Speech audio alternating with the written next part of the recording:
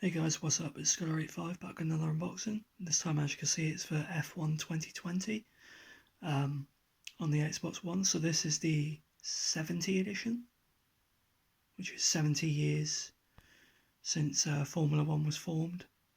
So yeah, comes with some DLC and stuff. So on the front you got Lewis Hamilton and you got Sebastian Vettel. And then on the back you got Let's Race Together, split screen racing, new circuit, Zandvoort and Hanoi. New create your own team, which I'm really looking forward to, and the claimed 10-year career mode. Then the 70 edition includes all that stuff there, and it is HDR10 and 4K, and the install size is up to 45 gigs. So that's the slip, and then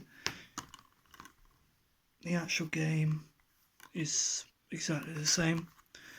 Inside you have the disc, you have the DLC, which has got a code on the other side, advert for Fanatec wheels, and then just a health and safety manual thing.